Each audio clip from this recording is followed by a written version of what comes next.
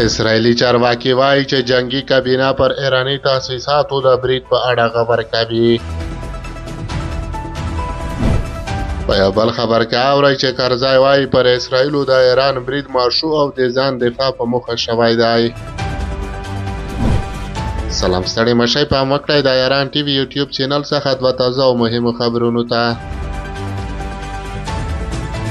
اسرائیلي چارواکي وایي چې جنگي کابینه پر ایراني تاسیساتو د برید په اړه خبر کوي.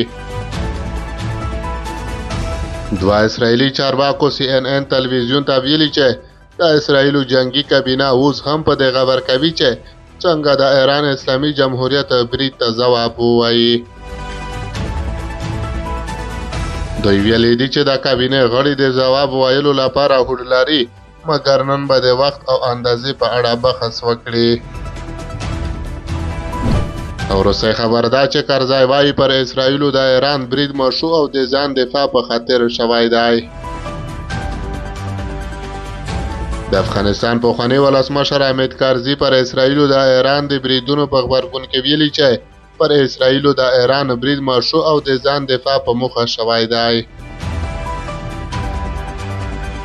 ښاغلی کرزي زیاتوي چې د غزې جګړه باید ژر تر ژره د دایمي اوربند په رامنځته کېدو او د فلسطیني ولس د یو خپلواک دولت په جوړېدو سره پای ته ورسیږي. نوموړي په خپله ایکس پاڼه لیکلي چې په دمشق کې د ایران په کنسلګرۍ د اسرائیلو برید له نویو مواردو څخه و چې د ایران له غبرګون سره مخ شو. ښاغلي کرزي هم دغه راز لیکلي چې ایران د افغانستان ګاونډي هیواد دی او تل په سختو شرایطو کې د افغانستان د خلکو ترڅنګ ولاړ و. نو د افغانستان خلک هم له ایران سره د همدردۍ او یووالي احساس لري.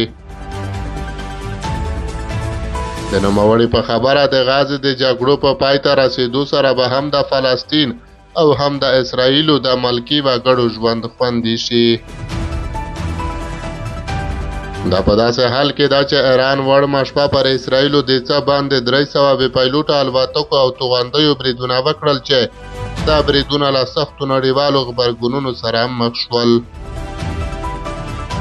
د افغانستان اسلامي امارت او یو شمېر افغان سیاستوالو پر اسرائیلو د ایران بریدونه وستایل او دا بریدونه یې دفاعي بللي دي.